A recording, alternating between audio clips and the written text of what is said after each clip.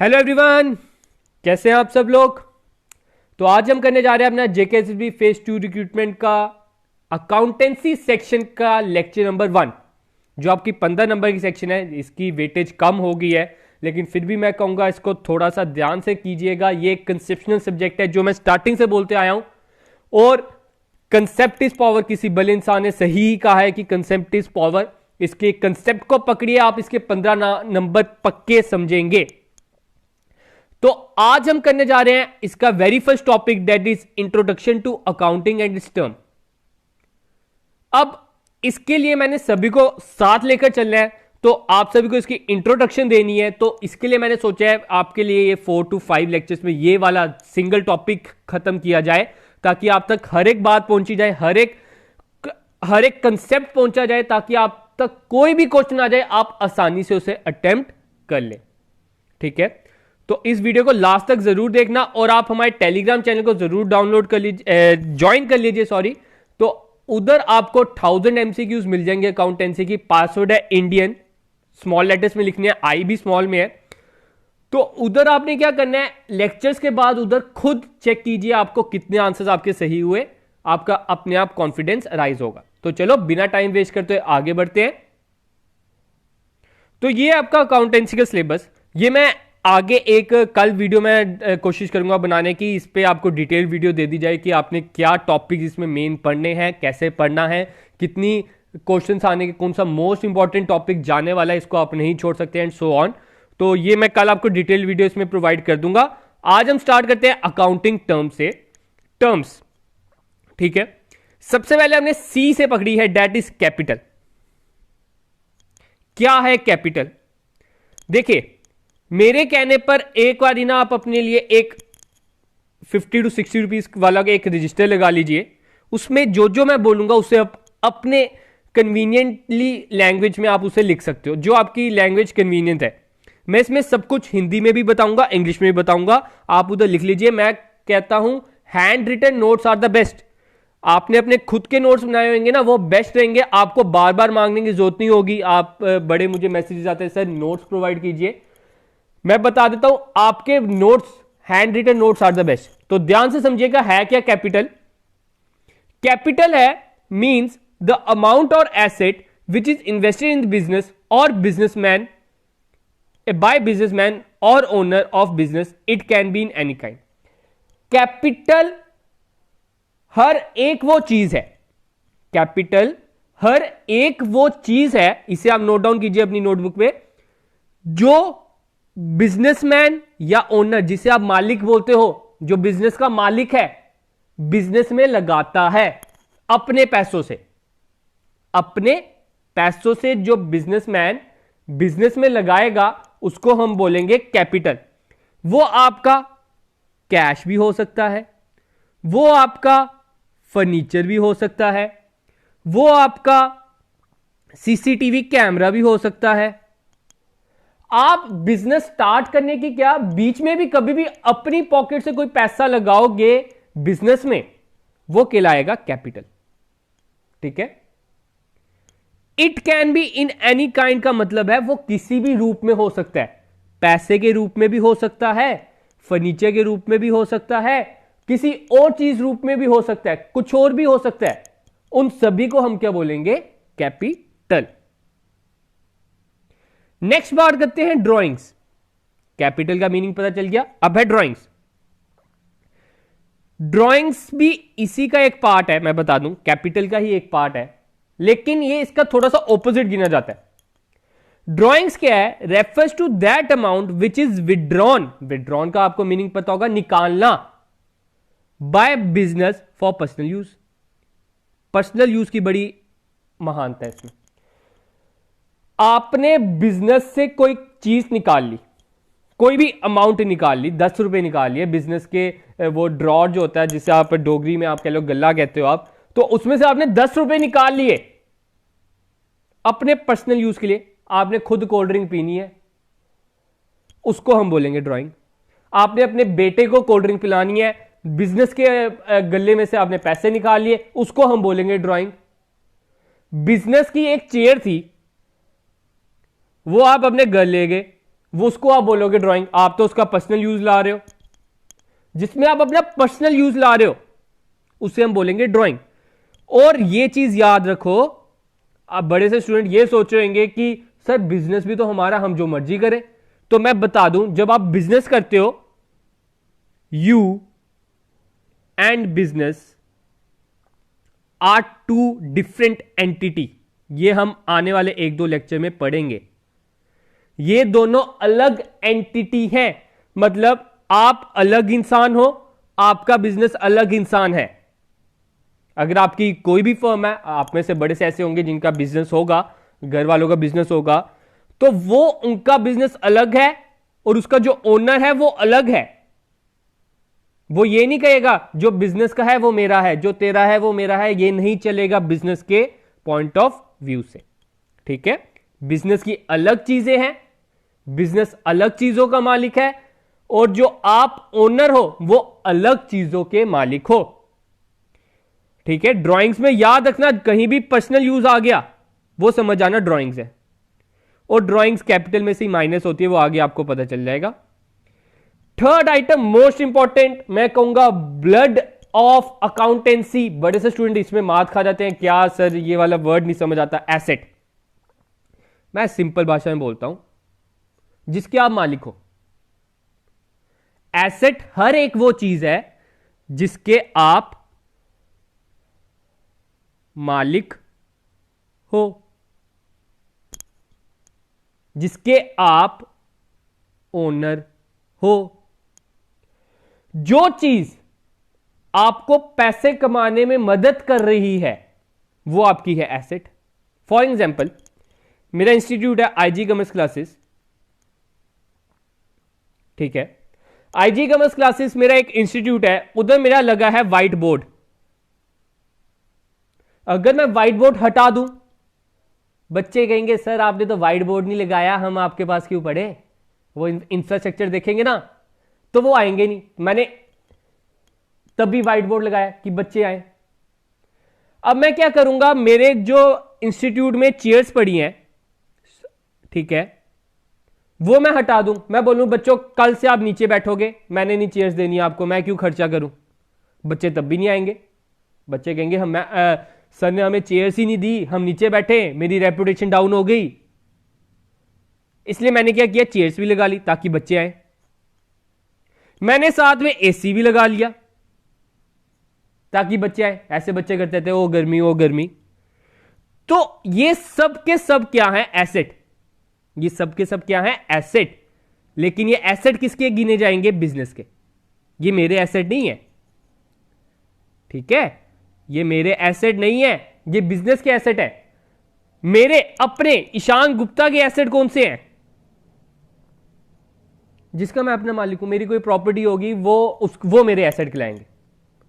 अभी मैंने बताया बिजनेस और बिजनेस ओनर दो अलग अलग एंटिटी हैं। ये आपने चीज याद रखनी है, अपनी नोटबुक पे नोट डाउन करते रहिए। जो मैं एग्जांपल दे रहा हूं आपको एग्जाम में बहुत ज्यादा मददगार कारगर होने वाली है, ये याद रखना। ठीक है, एसेट हर एक वो चीज है जो कंपनी ओन करती है, कंपनी जिसका मालिक है, और जिसे आप पैसे में तोल सकते हो। ये भी चीज याद रखो, monetary value. These are listed in order of liquidity and to land. ये इतना इंपॉर्टेंट नहीं है। बात आती है इसके एसेट के दो टाइप में हमने डिवाइड किया, करंट एसेट, फिक्स्ड एसेट। ठीक है, एक और होता है फिक्टिशियस एसेट, वो आपको पढ़ने की जरूरत नहीं है, वो इतना इंपॉर्टेंट नहीं है। फिक्टिशियस एसेट्स वो होते हैं फेक एसेट। इसे बस नाम याद रखना, फेक एसेट, नकली एसेट है ये, और कुछ नहीं। याद आपने क्या रखना है, करंट एसेट और फिक्स्ड एसेट।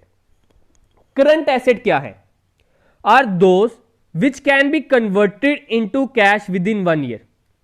जो 1 साल के अंदर पैसे में बदल जाए वो हम कहेंगे current asset. For example cash, cash तो पहले के पैसे में, ये आपका करंट एसेट है। कैश की आप मालिक हो, आपकी पॉकेट में 100 रुपया पड़ा है, आप इसके मालिक हो ना, तो ये आपका क्या हुआ, करंट एसेट। आपकी दुकान पे कोई भी चीज पड़ी है वो आपकी क्या है, एसेट है। अब हमने उसमें क्या क्लासिफाई करना है कि वो करंट एसेट है कि फिक्स्ड एसेट है। फिक्स्ड एसेट वो हो गया, लॉन्ग टर्म भी बोलते हैं इसे, will likely provide benefits to a company for more than 1 year, such as real estate, land, major machinery. Fixed asset वो है जो आपके बिजनेस में, जो आप कह सकते हो कैश में चेंज होता है 1 साल के बाद. फॉर एग्जाम्पल, आपने कोई जमीन खरीदी, लैंड खरीदी. ये तो नहीं है कि आपने आज खरीदी जमीन, आप 10 दिनों में बेच दोगे उसे. ऐसा बड़ा रेयर केस होता है. वो बंदा साल, 2 साल, 3 साल, 5 साल भी, 10 साल के बाद भी बढ़िया बेचते हैं.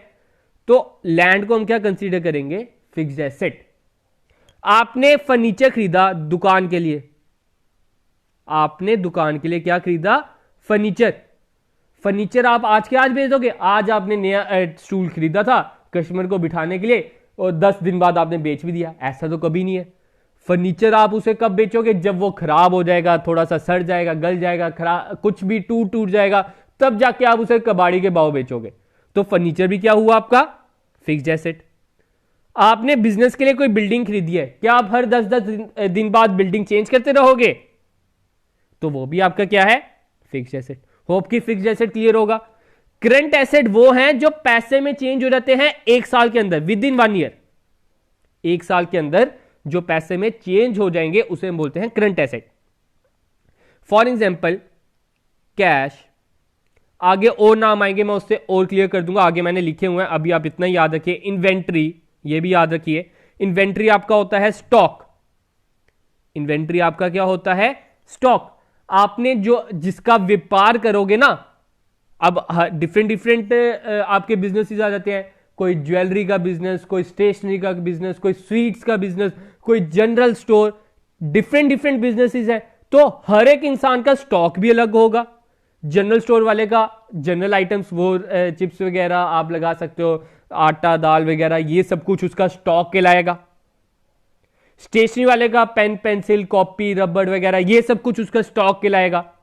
तो ये जो चीजें हैं ये इसने बेचने के लिए लाई हैं, तो वो उसके लिए क्या है? ये स्टॉक. तो स्टॉक भी आप कोशिश करोगे कि आज के आज ही बिक जाए. नहीं बिका तो महीने के अंदर बेचना ही बेचना है. तो वो आपका क्या है? Current asset. आपसे पूछा जा सकता है एमसीक्यू के पॉइंट ऑफ व्यू से, नीचे दिए गए ऑप्शन में से कौन सा करंट एसेट है? आपको उधर ऑप्शन दे देंगे, land and building, machinery, stock. तो आपने उधर चुन लेना है stock. Stock is your current asset. आगे और जैसे जैसे हम आगे बढ़ेंगे आपका और क्लियर होता रहेगा करंट एसेट है क्या. इधर मैंने सूची बना दी है. फिक्स्ड एसेट्स को भी 2 में हमने डिवाइड किया है, दैट इज टेंजिबल एसेट्स और इनटेंजिबल. मेरे हिसाब से इनटेंजिबल वर्ड का मीनिंग बताने की जरूरत नहीं है, और टेंजिबल का. इनटेंजिबल वो होता है जिसे आप टच नहीं कर सकते हो. इनटेंजिबल वो आइटम्स है जिसे आप टच नहीं कर सकते हो. टेंजिबल वो आइटम है जिसे आप टच कर सकते हो. जैसे लैंड को टच कर सकते हो, बिल्डिंग को टच कर सकते हो, प्लांट एंड मशीनरी को टच और देख सकते हो, फर्नीचर को देख सकते हो, व्हीकल को देख सकते हो, इन्वेंट्री को देख सकते हो, रिसीवेबल्स, कैश, इन सभी को आप देख सकते हो, टच कर सकते हो. लेकिन जो ये इनटेंजिबल है इसे आप देख नहीं सकते हो. For example, goodwill. गुडविल की जो मेरे पुराने स्टूडेंट्स हैं उन्हें एग्जाम्पल पता होगी. हमारे पहलवान दी हट्टी, उसकी पूड़ी छोले हैं हमारे 80 रुपए के, लेकिन रोड साइड चल जाओ तो 30 रुपए की मिल जाती है. वो क्यों? फिर भी बच्चे लोग 80 रुपए के ऊपर मरते हैं. लोग कहते हैं कि हमने ये 80 रुपए वाली खानी है, 30 वाली नहीं खानी. वो क्यों? क्योंकि उसकी रेपुटेशन है. गुडविल का दूसरा नाम क्या है? रेपुटेशन. उस जो पहलवान दी हट्टी है उसने अपनी रेपुटेशन बना ली है. वो कह रहा है तभी लोग उसके पास जाते हैं, उसकी गुडविल है. रेपुटेशन का दूसरा नाम क्या है? गुडविल. बाकी patent right, trademark, copyrights, brand, ये सब कुछ भी आपको पता होगा. कॉपीराइट्स होते हैं हर एक ऑथर्स के, ट्रेडमार्क्स, पेटेंट राइट, ये सब कुछ आपके क्या आ जाते हैं? Intangible asset. आगे बढ़ते हैं. अब आता है डेटर्स. पिछली बार स्टूडेंट्स को इसमें बड़े ज्यादा डाउट थे, एंड तक बड़े से स्टूडेंट्स ने इसमें डाउट पूछते रहे, सर डेटर है क्या. तो जो भी नोट्स नोट डाउन कर रहा है बस एक लाइन लिख लो जो मैं बोलता हूं. डेटर वो लोग हैं जिन्हें हमने सामान उधार पर बेचा है. जिनको हमने उधार पर सामान बेचा है वो हमारे कौन है? डेटर्स। सामान सिर्फ, ये नहीं कि आपने अपनी लैंड उधार पर बेची है किसी को, आपने अपनी कोई मशीनरी उधार पर बेची है, तो वो आपका डेटर नहीं है। जिसको आपने सिर्फ और सिर्फ स्टॉक, अपना स्टॉक, अगर आप स्टेशनरी का दुकान है आपकी, तो आपने रबड़ उसे या पेंसिल कोई उधार पर बेचा है, तो वो आपके लिए कौन है? डेटर। हमने इससे पैसा लेना है, इन जनाब से हमने क्या लेना है? पैसा लेना है। ठीक है। फॉर एग्जाम्पल, आप अपने नियर बाय स्टोर में जाते हो, नियर बाय आपके किराने स्टोर होगा, किराने स्टोर में आपके खाते चल ही रहे होते हैं, हर जगह सभी के चल रहे होते हैं, मेरा भी चलता है। तो क्या है उधर?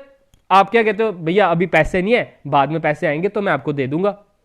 तो वो आप उस शॉपकीपर के लिए डेटर हो आप, क्योंकि आपने उधार पर खरीदा है, तो उस शॉपकीपर आपको एज ए डेटर ट्रीट करेगा। ठीक है। आपके आसपास कोई भी पप्पू दी हट्टी या कोई भी होगी, तो वो समझ आना कि वो आपको एज ए डेटर ट्रीट करेगा। एक बार डेफिनेशन पढ़ लेते हैं। Debtors are parties who owe money to a company. Debtors are parties, वो पार्टी जो ओ करती है money to a company, bank, financial institute या enterprises. Whenever a company sell its goods और services to a buyer on credit, credit का मतलब उधार, the buyer is considered to be a debtor. जो खरीदने वाला है हम उसे क्या कंसीडर करेंगे? डेटर। अब बात आती है क्रेडिटर। अगर कोई लेने वाला है तो कोई देने वाला भी होगा। ठीक है। क्रेडिटर, क्रेडिटर कौन है? जैसे कि क्रेडिटर की मैं डेफिनेशन हिंदी में लिख लीजिए जो लिख रहे हैं। क्रेडिटर वो लोग हैं जिनसे आपने स्टॉक, जिसमें आप व्यापार करते हो सिर्फ और सिर्फ वही, ठीक है, जिनसे आपने स्टॉक या सामान उधार पर खरीदा है आगे बेचने के लिए।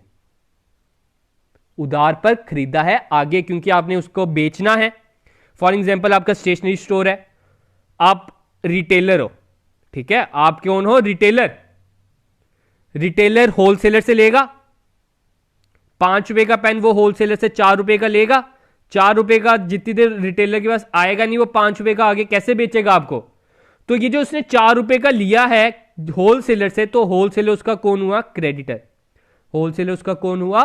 क्रेडिटर। जिससे आप उधार पर सामान लेते हो वो आपके लिए क्रेडिटर है। फॉर एग्जाम्पल, मैं अब प्रॉपर एग्जाम्पल के साथ बता देता हूं। ए है, बी है, सी है, ये 3 इंसान है। ठीक है। ए, बी जो है ए से सामान लेता है, बी जो है ए से सामान लेता है, ये से सामान लेता है, उधार पर लेता है, तो ए कौन हुआ? क्रेडिटर। और बी जो है सी को क्या करता है? उधार पर सामान बेचता है, तो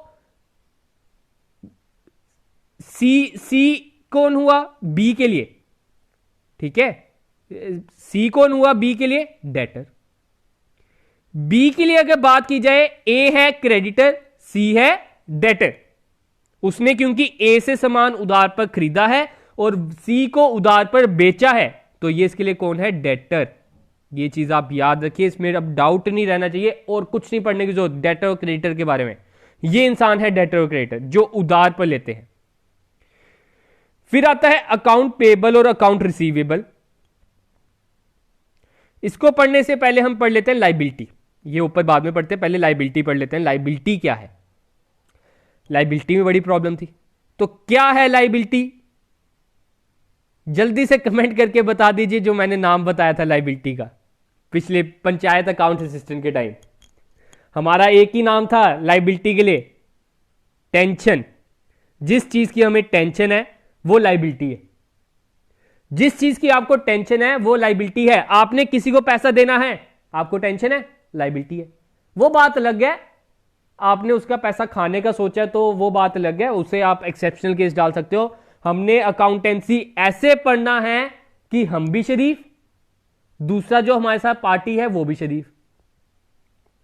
हमने विजय माल्या के कंसेप्ट से नहीं समझना कि विजय माल्या जैसा हम फ्रॉड कर लेंगे या वो दूसरा बंदा विजय माल्या जैसा निकलेगा। हमने ऐसा पढ़ना है सभी के सभी शरीफ। ठीक है। तो लाइबिलिटी क्या है हमारे लिए?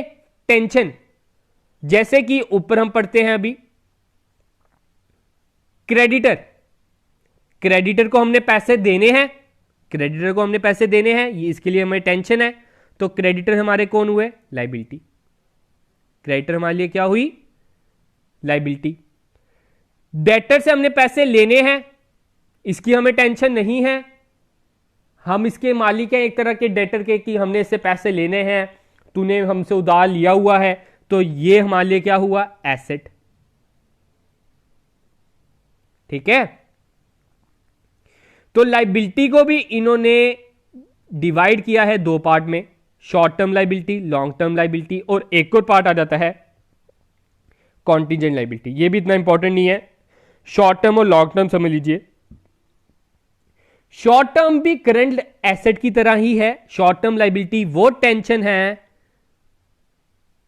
जो पैसे में चेंज हो जाएगी एक साल के अंदर। मैंने एग्जांपल भी लिख दिया, क्रेडिटर, क्रेडिटर को आप एक साल के अंदर अंदर पैसा दे देते हो, तो वो कौन है? क्रेडिटर। ठीक है, ये तो नहीं है आप बोलते हो कि मैंने तेरे से आज सामान ले रहा हूं, तुझे मैं 2 साल के बाद पैसे दूंगा, ऐसा तो नहीं है। आप 2 महीने, 3 महीने, 4 महीने भी बड़ी मुश्किल से लेट होता है, 2-3 महीने के अंदर अंदर आप पैसे दे ही देते हो। फिर आता है लॉन्ग टर्म लायबिलिटी, जिसको आपने पैसे देने हैं 3-4 सालों के बाद, 1 साल के बाद, वो है लॉन्ग टर्म लोन। लगा लो, किसी से आपने लॉन्ग टर्म लोन लिया, लॉन्ग टर्म लिखा होगा, समझ आना लॉन्ग टर्म लायबिलिटी है, जो साल के बाद आपने किसी को पैसे देने हैं, तो वो आपके लिए क्या है? Long term liability. और आता है contingent liability. Contingent liability, contingent liability क्या है? विच मे और may not occur depending on the outcome of a certain future event. समझ लो, ये आपकी कॉन्टिजेंट लायबिलिटी वो लायबिलिटी होती है जो अक्कर हो भी सकती है, नहीं भी हो सकती है, डिपेंड करता है फ्यूचर पे। फॉर एग्जाम्पल, आपके बिजनेस पे कोई केस चल रहा है, आपके बिजनेस पे कोई केस चल रहा है, उसका अभी तक रिजल्ट नहीं निकला, तारीख पे तारीख, तारीख पे तारीख चलती जा रही है, तो उसका आपको पता तो नहीं है कि आपके ऊपर उसका क्या इफेक्ट होगा।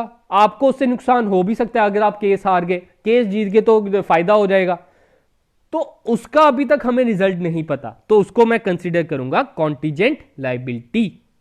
ठीक है, होप की क्लियर होगा। अब आगे ऊपर पढ़ लेते हैं, अकाउंट पेएबल और अकाउंट रिसीवेबल क्या है।